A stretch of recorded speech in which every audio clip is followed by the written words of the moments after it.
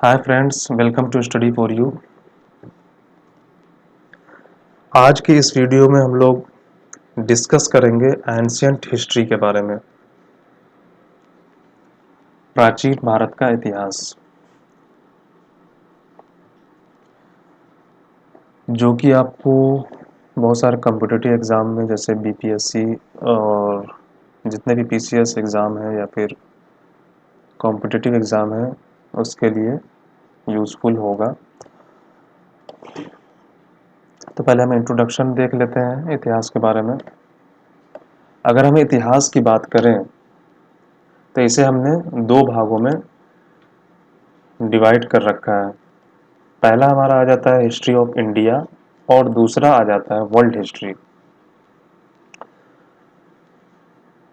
और history of India की अगर हम बात करें तो इसे भी हमने तीन भागों में बांट रखा है।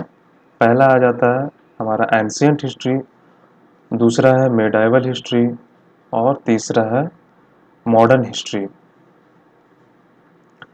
तो हिस्ट्री ऑफ इंडिया को हमने ये तीन भागों में आप देख सकते हैं डिवाइड कर दिया है।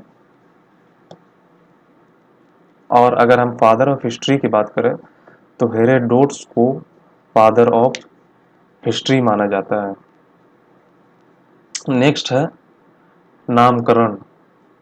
जो भारत का नामकरण हुआ वो कैसे, मतलब कहाँ से हुआ, वो हम देख लेते हैं और किस तरह से हुआ। तो अगर हम महाकाव्य और पुराणों में नाम देखें भारत का तो वहाँ पे हमें भारतवर्ष मिलता है। और इसी तरह से यूनानियों के द्वारा जो है इसे इंदे कहा गया, तो बाद में इसे का नाम इंडिया पड़ा।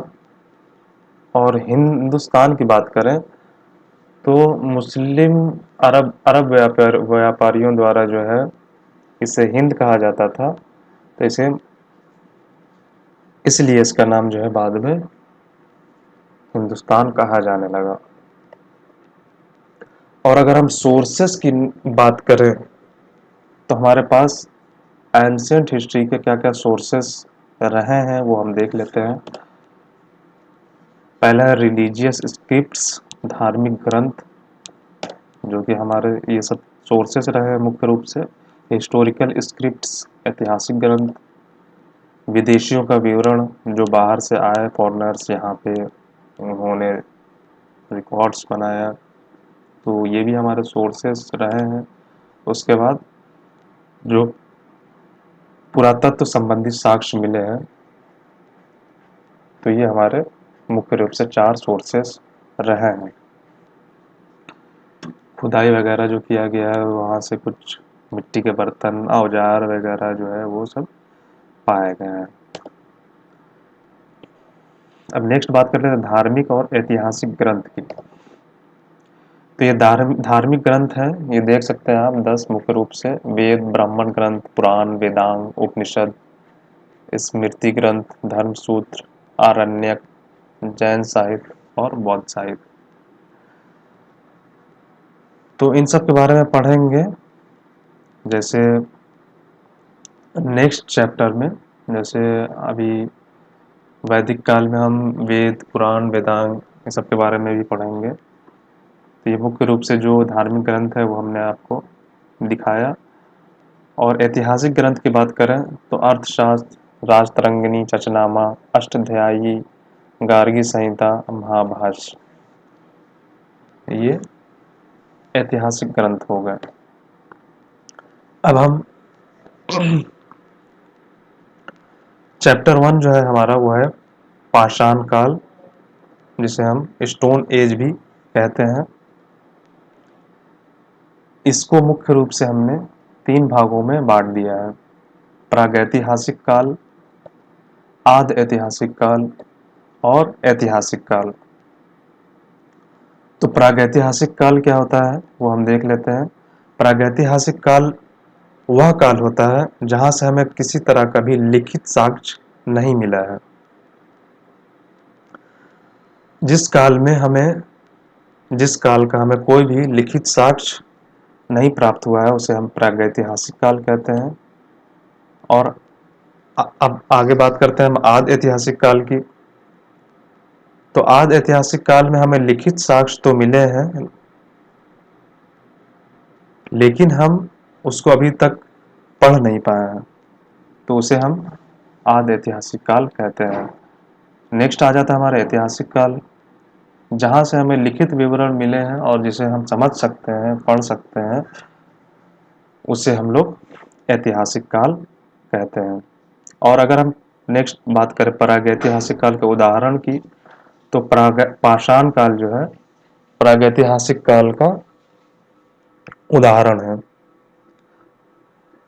यहाँ से पाषाण काल का हमें कोई भी लिखित साक्ष्य नहीं मिला है, जो भी मिला है वो पुरातात्विक साक्ष्य मिले हैं, खुदाई किया गया है तो वहाँ से मिट्टी के बर्तन, मृत भांड, उसके बाद औजार वगैरह, हड्डियाँ, कंकाल, ये सब मिला है, लेकिन हमें कोई भी लिखित साक्ष्य जो है प्रागैतिहासिक काल का नहीं मिला है। और अगर हम आदि ऐतिहासिक काल का एग्जाम्पल की बात करें तो सिंधु घाटी की सभ्यता से हमें लिखित साक्ष्य तो मिला है, लेकिन उसका कोई मतलब नहीं बनता है, क्योंकि अभी तक उसे पढ़ा और समझा नहीं जा सका है। और ऐतिहासिक काल की बात करें तो वैदिक सभ्यता से ऐतिहासिक काल का ऐतिहासिक काल प्रारंभ हो गया था। अब नेक्स्ट हमारा पाषाण युग। पाषाण युग को भी हमने 3 भागों में बांट दिया है। पहला है पुरापाषाण काल, दूसरा मध्य पाषाण काल और तीसरा नवपाषाण काल। पुरापाषाण काल की अगर हम एज की बात करें तो 20 लाख ईसा पूर्व से 10,000 ईसा पूर्व का काल पुरापाषाण काल माना गया है। इसी तरह से मध्य पाषाण काल की अगर हम बात करें तो 10,000 ईसा पूर्व से 6,000 ईसा पूर्व का जो काल है वो मध्य पाषाण काल माना गया है। और नवपाषाण काल की अगर हम बात करें तो 6,000 ईसा पूर्व से 3,000 ईसा पूर्व तक का जो काल है उसे नवपाषाण काल माना गया है। उसके बाद नेक्स्ट हम बात कर लेते हैं कि पुरापाषाण काल में पुरापाषाण काल को भी 3 भागों में बांट दिया गया है। पूर्व पुरापाषाण काल, मध्य पुरापाषाण काल और उच्च पुरापाषाण काल। इस काल में जो है मानव जो है पूरी तरह से शिकारी था, यह प्राकृतिक जीवन जीता था और पूरी तरह से शिकार पर ही निर्भर था। पुरापाषाण काल का मानव खाद्य संग्राहक था, मतलब कि वह अपना भोजन करने के लिए इधर उधर जाकर मतलब इधर उधर जाकर अपना भोजन वो प्राप्त करता था। एक अस्थाई जीवन, इसका मतलब यह हो कि वो अस्थाई जीवन जो है पूरा पाषाण काल में मानव नहीं जी रहा था। एक जगह रह के, जैसे इस तरह आज हम लोग एक जगह रह के अस्थाई जीवन जीते हैं, तो इस तरह से मानव पूरा पाषाण काल में नहीं था, वो खाद्य संग्राहक था। और अगर हम औजार की बात करें तो क्वार्टजाइट के बने के पत्थर के बने जो है औजार उपयोग में लाता था। तो पुरापाषाण काल के जो औजार पाए गए हैं वो थोड़े आकार में बड़े हैं। और अगर हम अब मध्य पाषाण काल में बात करें तो मानव जो है मध्य पाषाण काल में पशुपालन प्रारंभ कर दिया था। और अगर हम औजार की बात करें तो मध्य पाषाण काल में मानव जो है औजार जो उपयोग में लाता था वो सूक्ष्म पत्थर के बने होते थे, जिसे हम लोग माइक्रोलिथ्स भी कहते हैं। और अगर हम नवपाषाण काल की बात करें तो नवपाषाण काल में एक बहुत बड़ी खोज हमने किया। एक कृषि का आविष्कार जो है नवपाषाण काल में ही किया गया और मानव जो है नवपाषाण काल में अस्थाई जीवन जीने लगा। 2 महत्वपूर्ण आविष्कार जो है नवपाषाण काल में किए गए, पहला क्या है, कृषि का आविष्कार, और दूसरा है पहिए का आविष्कार। तो ये महत्वपूर्ण आविष्कार जो है मानव ने नवपाषाण काल में किए। और पूर्णतः आग का उपयोग जो है मानव ने पूरा नवपाषाण काल में ही किया। और अगर हम बात करें पशुपालन की तो पशुपालन तो मध्यपाषाण काल में ही मानव ने प्रारंभ कर दिया था। और बात करें कि सबसे पहला जो है मानव का पालतू जानवर, किस मानव ने किसे सबसे पहला पालतू जानवर बनाया, तो वो है कुत्ता, है ना। कुत्ता प्रथम पालतू जानवर था। और अगर औजार की बात करें तो स्लेट के औजार जो है नवपाषाण काल में उपयोग में लाए गए हैं, स्लेट के बने हुए औजार। आग का पूर्णतः उपयोग जो है मानव ने नवपाषाण काल में किया। लेकिन अगर आविष्कार की बात किया जाए कि आग का आविष्कार कब हुआ, तो आग का आविष्कार जो है पुरापाषाण काल में ही,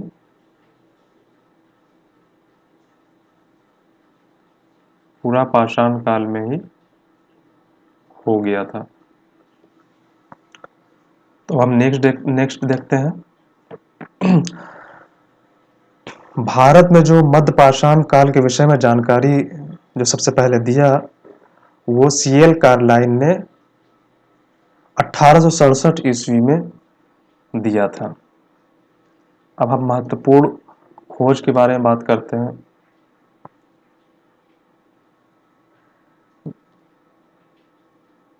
तो कुछ नाम हैं जैसे कि जर्गेनस थॉमसन।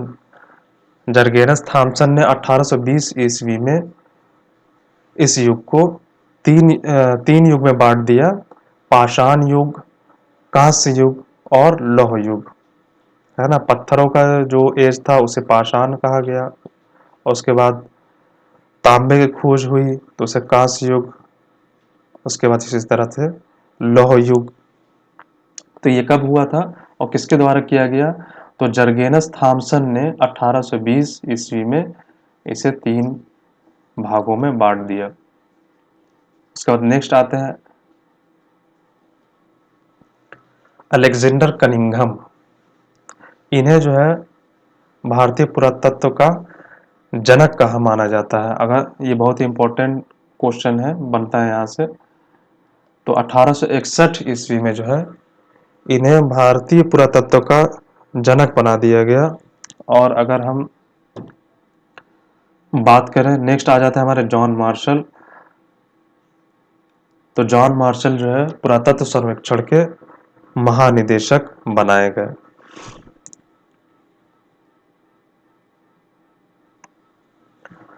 अब भारत में पशुपालन की बात करते हैं।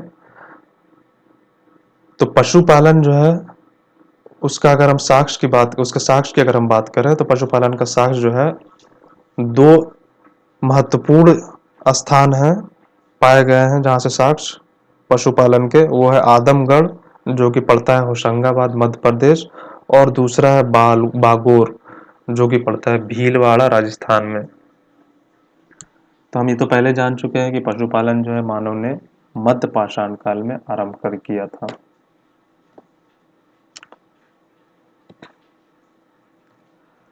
उसके बाद कुछ नाम और हैं। रॉबर्ट ब्रूस फुट का नाम आता है। इन्होंने 1863 ईस्वी में क्या किया, पाषाण कालीन सभ्यता का जो है अनुसंधान 1863 ईस्वी में किया। रॉबर्ट ब्रूस फुट एक भूगर्भ वैज्ञानिक और पुरातत्वविद दोनों ही थे। इन्होंने जो है क्या किया कि पहला हैंडेक्स कुल्हाड़ी जो है वो 1863 ईस्वी में पल्लोरम जो कि मद्रास में पड़ता है वहां से खोज निकाला। उसके बाद नेक्स्ट आ जाता है हमारे डी टेरा। इन्होंने 1935 ईस्वी में सोहन घाटी अनुसंधान किया और बुर्ज होम और गर्त आवास जो कि जम्मू कश्मीर में पड़ता है उसकी खोज डी टेरा के द्वारा ही की गई थी। उसके बाद नेक्स्ट आ जाते हैं जी आर शर्मा।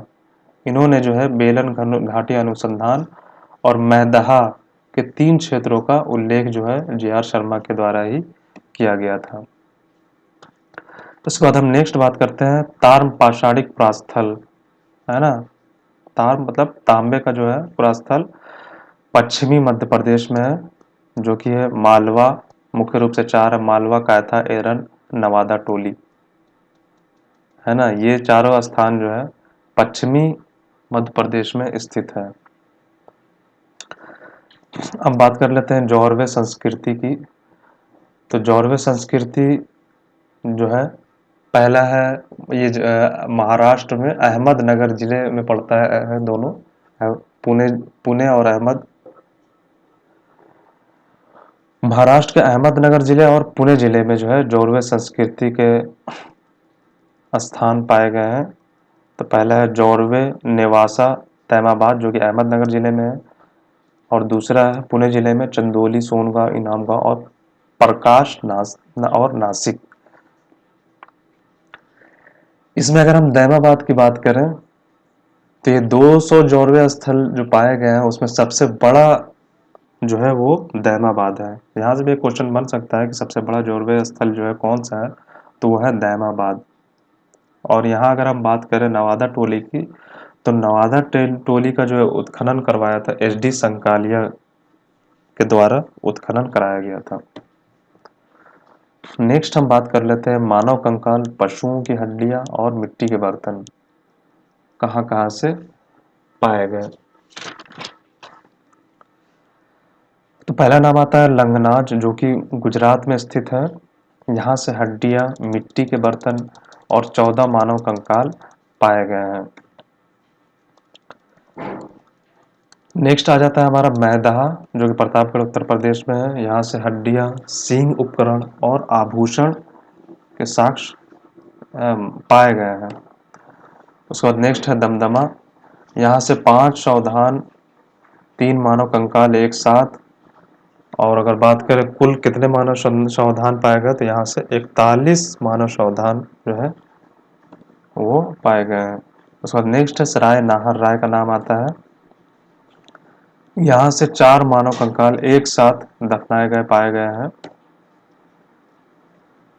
उसके बाद अगर हम बात करें जॉन आर लोकास की, तो इनके अनुसार लेखिया में कुल 27 मानव कंकालों की अस्थियां मिली हैं।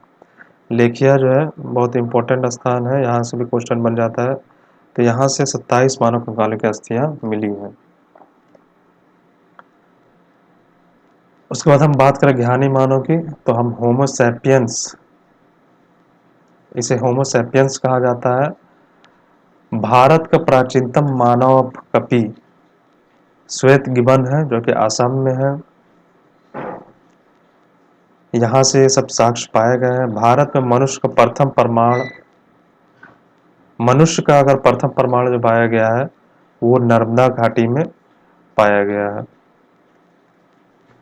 प्रथम पुरापाषाण कलाकृति की बात करें तो वह है पल्लवरम, तमिलनाडु। भारत का प्राचीनतम नगर की अगर हम बात करें तो मोहनजोदड़ो, जिसे मृतकों का टीला भी कहा जाता है, वो मोहनजोदड़ो है। मानव द्वारा जो है पहली बार जो उपयोग में लाया गया वो है कुल्हाड़ी, तांबा। और जानवर में बात करें तो उसने सबसे पहला पालतू जानवर जो है अपना कुत्ते को बनाया। और अगर हम कृषि की बात करें तो प्रथम फसल जो है वो जौ है। और अगर हम फसलों का क्रम देखें, कौन किस क्रम में पाया गया, कौन किस क्रम में किसका साक्ष्य पाया गया, तो है जौ, गेहूं, चावल, मक्का, बाजरा, सोरगम, राई हो गया, उसके बाद जई हो गया। उसके बाद नेक्स्ट और भी साक्ष्य हमें मिले हैं। एक बहुत बहुत ही महत्वपूर्ण स्थान है भीमबेटका जो कि मध्य प्रदेश के रायसेन जिले में स्थित है। यहाँ से जो है प्रागैतिहासिक शैल चित्रकला हमें मिला है जो कि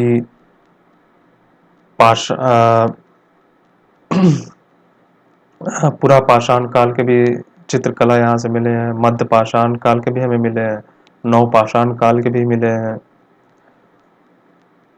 तो ये बहुत ही महत्वपूर्ण स्थान है भीमबेटका। यहाँ से चित्रकला हमें हमने पाया है। उसके बाद नेक्स्ट हम बात करते हैं बुर्ज होम जो कि जम्मू कश्मीर में है। यही बहुत ही इम्पोर्टेंट प्लेस है। यहाँ से क्या हुआ है कि यहाँ जो है मानव कंकाल के साथ कुत्ते का कंकाल पाया गया है। मतलब मानव कंकाल के साथ मानव के साथ कुत्ते को यहाँ पे दफनाया हुआ पाया गया है। उसके बाद है वृहद पाषाण स्मारक, जहाँ मृत इसे हम मृतकों के दफनाने का स्थान भी कहते हैं। गर्त आवास मतलब गड्ढों वाले घर। उसके बाद हम बात करते हैं नवपाषाणिक स्थल की, तो वो है गुफ्रकाल, ये भी जम्मू कश्मीर में है। और चिरांद, जो मेन इम्पोर्टेंट प्लेस है वो है गुफ्रकाल और चिरांद। अगर हम चिरांद की बात करें तो बिहार के सारण जिले में चिरांद स्थित है। गुफ्रकाल कश्मीर में स्थित है, जो कि नवपाषाणिक स्थल है। इसे हम लोग कुम्हार की गुहा भी कहते हैं, गुफ्रकाल को। उसके बाद नेक्स्ट है राख के टीले। संगन कल्लू और पिकलीहल दो स्थान हैं जिसे जहाँ से राख के टीले पाए गए हैं। पहला है संगन कल्लू और दूसरा है पिकलीहल। उसके बाद नेक्स्ट कुछ प्लेस और भी आते हैं, आहाड़ और गिलुद। ये पूर्वी राजस्थान के बनास घाटी में स्थित है।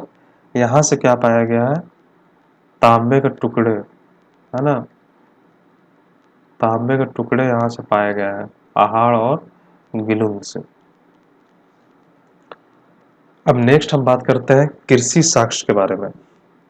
तो कृषि साक्ष्य में लहुरा देव और मेहरगढ़, ये दो महत्वपूर्ण, बहुत ही ज्यादा महत्वपूर्ण प्लेस हैं।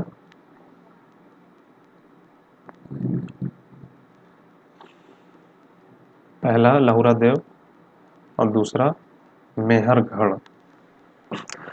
लहुरा देव जो है उत्तर प्रदेश के संत कबीर नगर में स्थित है। यहाँ से चावल का साक्ष्य पाया गया। और मेहरगढ़ जो है वह पाकिस्तान में है, पाकिस्तान के बलूचिस्तान में है। यहाँ से 7000 ईसा पूर्व के गेहूं के साक्ष्य मिले हैं।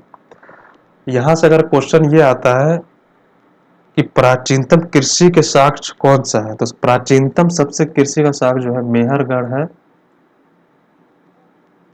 लेकिन यहीं पे अगर भारत में पूछ दे कि भारत में कहाँ पे है ना, भारत में कहाँ पे है, तो वो है लहुरा देव में। और अगर प्राचीनतम कृषि का साक्ष्य पूछ दे तो सबसे प्राचीनतम कृषि का साक्ष्य जो है पाया गया है मेहरगढ़ से। अगर ये दोनों ऑब्जेक्टिव में है, लहुरा देव और मेहरगढ़, तो मेहरगढ़ आंसर होगा क्योंकि सबसे प्राचीनतम यही है। और अगर क्वेश्चन में ये आए कि भारत में कहाँ पे है, तो जाहिर सी बात है लहुरा देव जो है वो भारत में होगा। और अगर नेक्स्ट है कोल्डीवा, कोल्डीवा का नाम आता है, यहाँ से प्राचीनतम चावल के साक्ष्य पाए गए हैं।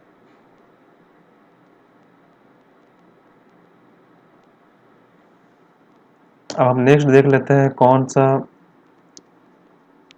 फसल कहाँ उगाया, कहाँ से कौन से फसल का साक्ष्य कहाँ पाया गया। तो मक्का जो है वो मैक्सिको में इसका साक्ष्य मिला है, बाजरा का चीन में, सोरगम का पूर्वी अफ्रीका में, राई का दक्षिण पूर्व एशिया में और जई का यूरोप में।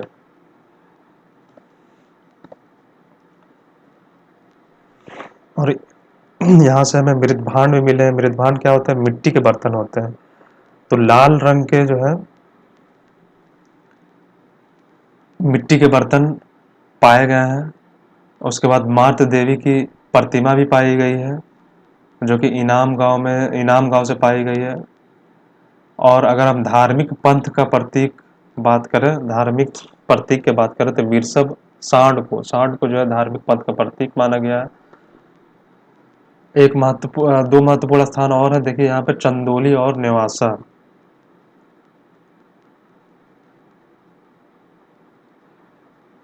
चंदोली और नेवासा, यहाँ से इस बस्ती में जो है बच्चों के गलों में मनकों का हार पहनाकर दफनाया गया है। उसके बाद नेक्स्ट आ जाता है मेहरगढ़। मेहरगढ़ प्राचीनतम कृषि का साक्ष्य तो है ही, लेकिन प्राचीनतम कृषि, लेकिन अगर हम बात करें कि अस्थाई जीवन का प्रमाण जो है मिला है, अस्थाई जीवन का, वो मेहरगढ़ से ही मिला है। उसके बाद चालकोलोथिक युग को हम तार पाषाण युग भी बोलते हैं। अगर हम राष्ट्रीय मानव संग्रहालय की बात करें तो वो भोपाल में स्थित है। एक बहुत ही इम्पोर्टेंट चीज ये भी है कि महाराष्ट्र में जो है मृतक को उत्तर दक्षिण दिशा में दफनाया जाता था। महाराष्ट्र में मृतकों को उत्तर दक्षिण दिशा में दफनाया जाता था। लेकिन अगर हम दक्षिण भारत में बात करें, दक्षिण भारत में, तो वो पूर्व पश्चिम में दफनाया जाता था। इसके साक्ष्य मिले हैं। उत्तर दक्षिण महाराष्ट्र में दफनाया जाता था और पूर्व पश्चिम जो है दक्षिण भारत में दफनाया जाता था।